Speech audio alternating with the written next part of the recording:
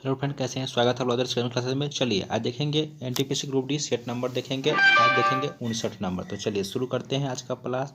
आज देखिए आज का पहला क्वेश्चन यह है आपके सामने। सारे क्वेश्चन लास्ट देखिएगा, बिना वीडियो स्किप किए हुए लास्ट तक बने रहिएगा। तो चलिए शुरू करते हैं। पहला क्वेश्चन देखिए क्या कहता है। पहला क्वेश्चन कहता है अगर हड़प्पावासी किस वस्तु के उत्पादन में सर्वप्रथम थे। हड़प्पावासी जो है सर्वप्रथम उत्पादन में प्रथम थे, तो इसका जो आंसर हो जाएगा वह हो जाएगा डी, यानी कपास के उत्पादन में जो है प्रथम स्थान था इनका। तो एक का आंसर क्या हो जाएगा? डी हो जाएगा। चलिए नेक्स्ट सवाल देखते हैं। नेक्स्ट पर लिखिएगा, इसमें नेक्स्ट पर लिखिएगा अगर आपसे पूछे कि हड़प्पा काल में मोहरे जो है किसका बना हुआ था, तो लिखिएगा सिलखड़ी से मोहरे बना हुआ था। और हड़प्पा सभ्यता किस युगीन से थी, तो नोट कीजिएगा हड़प्पा सभ्यता जो है कांस्य युगीन का था। और नेक्स्ट पर लिखिएगा हड़प्पा सभ्यता की खोज जो है 1921 ईस्वी में किया गया था। 1921 ईस्वी में हड़प्पा कालीन जो समाज था वह 4 वर्गों में विभाजित था। विद्वान था, योद्धा था, व्यापारी था, श्रमिक था। तो एक का आंसर हो जाएगा आपका डी, यानी कपास हो गया। तो चलिए सारे प्रोसेस नोट कर लीजिएगा। चलिए दूसरा सवाल देखते हैं क्या कहता है। दूसरा सवाल कहता है कि तमिल का गौरव ग्रंथ जीवक चिंतामणि किस धर्म से संबंधित है। तो यह जो है जैन धर्म से संबंधित। किस धर्म से संबंधित है? जैन धर्म से। 2 का आंसर हो जाएगा ए। 2 का आंसर हो गया ए। अनपढ़ लिखिएगा, इसमें लिखिएगा अगर आपसे पूछे कि तमिल का जो तमिल भाषा का जो मणिमेकलाई जो ग्रंथ है इसका संबंध किससे, तो लिखिएगा इसका संबंध है बौद्ध धर्म से। अगर आपसे पूछे कि संगम युगुण व्याकरण रचना जो सर्वाधिक महत्वपूर्ण मानी जाती है वह कौन सी है, तो लिखिएगा वह है तोलकाप्पियम, जो व्याकरण से संबंधित था। सारे पर नोट कर लीजिएगा। चलिए तीसरा सवाल देखिए क्या कहता है। तीसरा सवाल कहता है भारतीय संविधान में महिला सदस्यों की संख्या कितनी थी। तो भारतीय संविधान में महिला सदस्यों की संख्या कितनी थी, इसका जो आंसर हो जाएगा 3 का आंसर हो जाएगा डी, यानी 15 था। नेक्स्ट पर लिखिएगा, इसमें नेक्स्ट पर लिखिएगा कि संविधान सभा को संविधान ने अंतिम रूप से जो है किस दिन जो है पारित किया गया, तो नोट कीजिएगा 26 नवंबर 1949 को अंतिम दिन जो है पारित किया गया। अगर आपसे पूछे कि प्रारूप समिति में सदस्यों की संख्या कितनी थी, तो इसमें सदस्यों की संख्या कितनी थी? 7 थी। और संविधान लागू कब हुआ, तो लागू हुआ 26 जनवरी 1950 को संविधान जो है लागू हुआ। अगर पूछे संविधान सभा जो है अंतिम रूप से किस दिन आखिरी बार मिला, तो आखिरी बार मिला था 24 जनवरी 1950 को आखिरी बार मिला था। चलिए सारे पॉइंट अच्छे से नोट कर लीजिएगा, बावरेज भी करते रहिएगा। चलिए नेक्स्ट सवाल देखते हैं। चौथा सवाल देखिए क्या कहता है। ये रहा आपका चौथा सवाल। चौथा सवाल कहता है कि संसद के किस सदन को प्रतिनिधि सभा कहा जाता है। तो संसद के किस सदन को प्रतिनिधि सभा कहा जाता है, तो संसद के जो है लोकसभा को प्रतिनिधि सभा कहा जाता है। आंसर हो जाएगा 4 का ए। अनपढ़ लिखिएगा। बात करते हैं संसद का। तो संसद जो है संसद कितने तीन से मिलकर बना होता है। पहला लिखिएगा लोकसभा, राज्यसभा और राष्ट्रपति, इन तीनों से मिलकर संसद बना होता है। संसद का जिक्र जो अनुच्छेद 79 में है, राज्यसभा का जिक्र जो है अनुच्छेद 80 में है, और लोकसभा का जो है 81 में है। सरला याद रखिएगा, सरला। उसके साथ लिखिएगा राज्यसभा जो है एक जो है अस्थाई सदन होता है, क्योंकि इसका प्रत्येक सदस्य जो है वह 2 वर्ष पर जो है अवकाश ग्रहण जो है करते रहते हैं, 1/3 सदस्य। तो सारा प्रोसेस नोट कर लीजिएगा।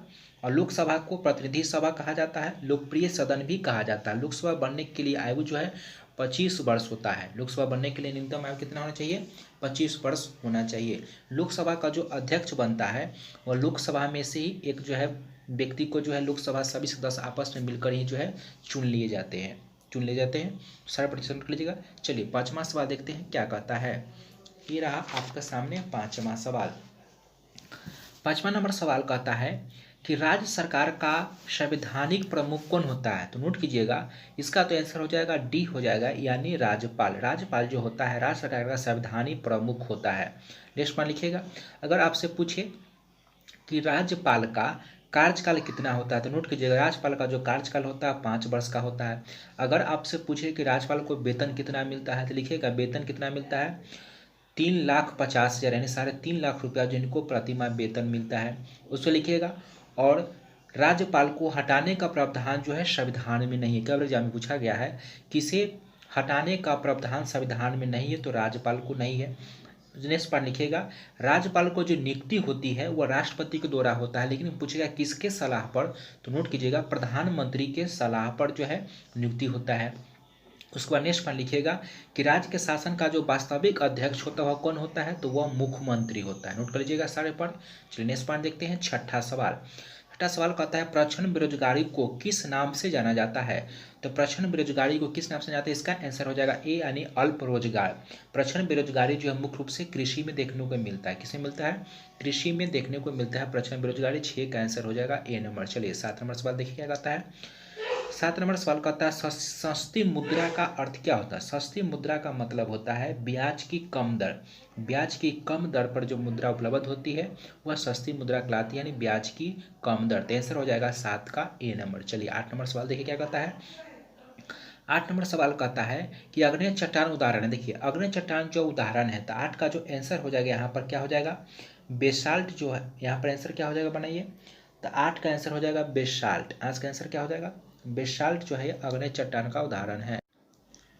अग्नेय सवाल को जो है मृत शैल कहा जाता है, इसमें जीवाश्म जो है नहीं पाया जाता है। चलिए नेक्स्ट सवाल देखिए। 9वां सवाल क्या कहता है कि ग्वादर पतन जो है, ग्वादर जो पतन है वो किस देश में स्थित है। तो 9 का आंसर क्या हो जाएगा, 9 का आंसर हो जाएगा आपका पाकिस्तान। ग्वादर जो बंदरगाह किस देश में स्थित है, पाकिस्तान में। लिखिएगा ईरान में कौन सा, लिखिएगा चबहार बंदरगाह जो ईरान है उसको लिखिएगा। श्रीलंका में जो है हम्बनटोटा बंदरगाह जो है वह श्रीलंका में है।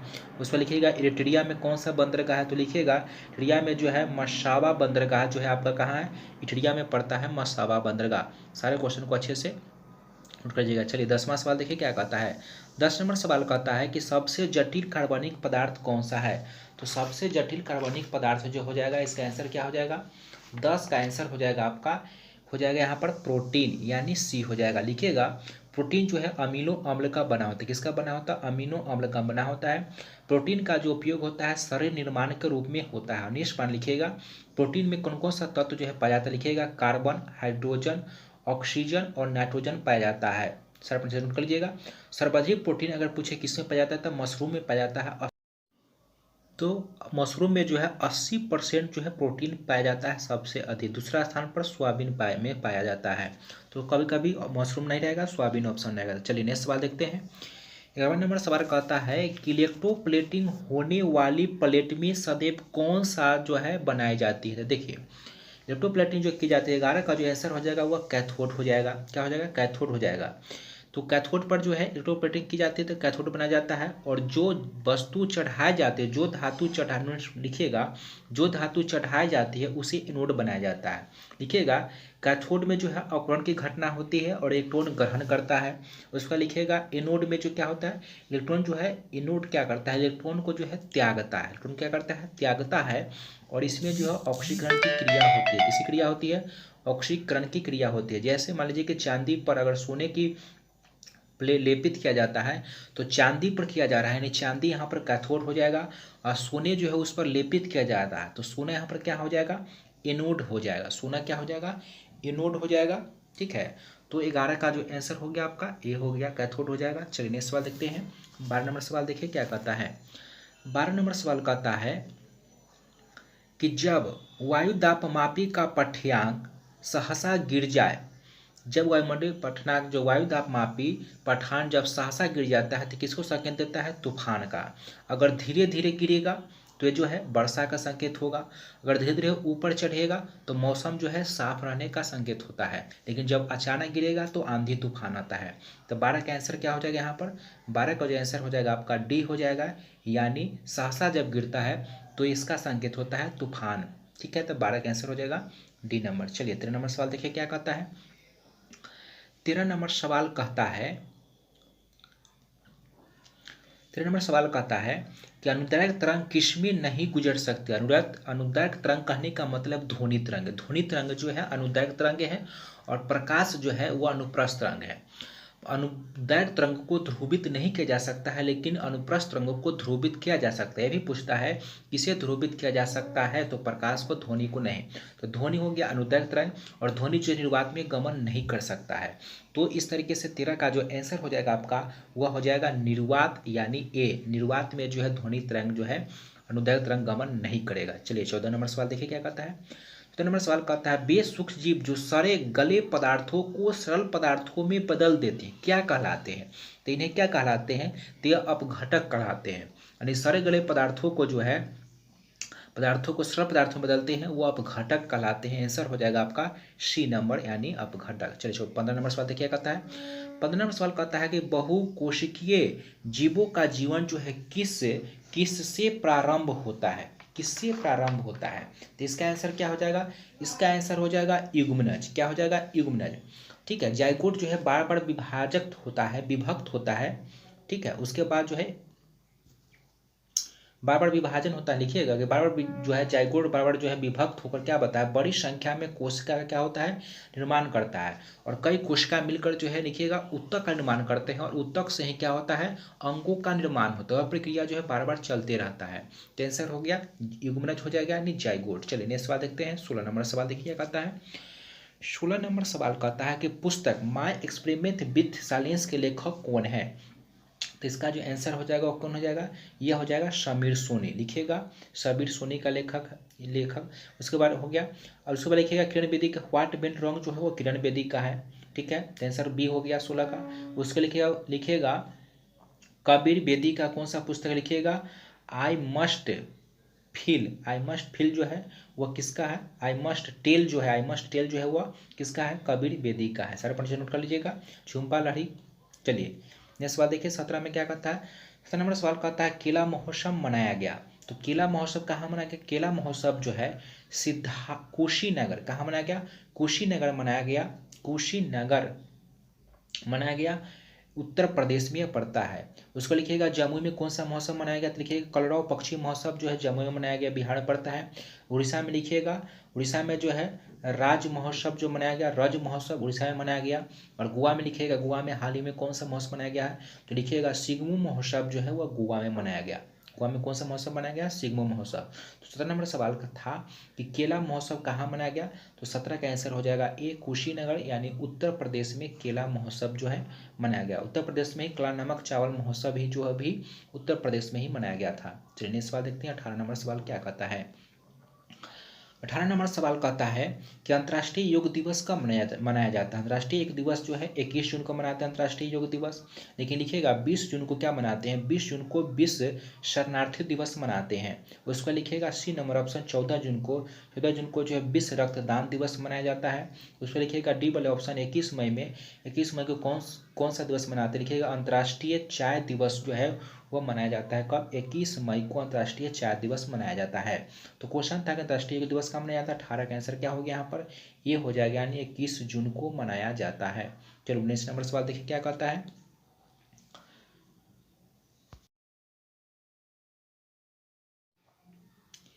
नेक्स्ट नंबर सवाल कहता है कि नाइजो कहाँ का गुप्तचर संस्था था। नाइजो जो गुप्तचर संस्था कहाँ का, या जापान का है। लिखिएगा इजराइल का कौन सा गुप्तचर संस्था, लिखिएगा मोसाद जो है वह इजराइल का है। मिस्र का गुप्तचर संस्था कौन है, तो लिखिएगा मुखपरात जो है वह मिस्र का है। लेकिन अलमुखपरात पूछेगा तो नोट कीजिएगा अलमुखपरात जो है इराक का है। ठीक है, और नाइजो का संबंध किससे, तो जापान के। सर नोट कर लीजिएगा। तो इजराइल का हो गया मोसाद और मिस्र का क्या हो जाएगा, मिस्र का हो जाएगा मुखपरात और अलमुखपरात जो है इराक का है। दोनों अच्छे नोट कीजिएगा, बराबर जो है मुखपरात और अलमुखपरात जो है बराबर फंसाता है। तो मुखपरात जो है मिस्र का और अलमुखपरात जो है वह इराक का। तो नाइजो कहाँ का गुप्तचर संस्था था, तो इसका आंसर क्या हो जाएगा 19 का डी हो जाएगा यानी जापान का। चलिए नेक्स्ट सवाल देखते हैं। 20 नंबर सवाल देखिए क्या कहता है। 20 नंबर सवाल कहता है कि डेल आयरन किस देश के संसद का नाम है। 20 का आंसर क्या हो जाएगा, 20 का जो आंसर हो जाएगा बी हो जाएगा यानी आयरलैंड। ऑस्ट्रेलिया के संसद का नाम क्या है, लिखिएगा ऑस्ट्रेलिया के संसद का नाम क्या है, पार्लियामेंट है। अगर आपसे पूछे नॉर्वे का संसद, लिखिएगा सी ऑप्शन में नॉर्वे क्या है, तो नॉर्वे का स्टोर्टिंग जो है संसद किस देश का नाम है, नॉर्वे का। उसका लिखिएगा स्वीडन के संसद का नाम क्या है, तो लिखिएगा रिक्सगार्ड जो है किस देश का नाम है, संसद का स्वीडन का है। तो क्वेश्चन था 20 में कि डेल आयरन किस देश का संसद का नाम है, तो 20 का आंसर हो जाएगा बी यानी आयरलैंड। यह था आज का सेट नंबर 59 महत्वपूर्ण सवाल। अगर आज का क्लास पसंद आया हो तो लाइक और शेयर जरूर करें। जितने भी स्टडी रिलेटेड ग्रुप है आपको वहाँ तक वीडियो शेयर जरूर कर लें ताकि हर एक स्टूडेंट तक वीडियो पहुँचे और अपना तैयारी जो है और स्ट्रॉन्ग कर सके और इस बार जो एनटीपीसी ग्रुप में अपना एक सीट जो है पक्का कर सके। तो मिलते हैं कल, मिलेंगे सेट नंबर 60 के साथ। धन्यवाद।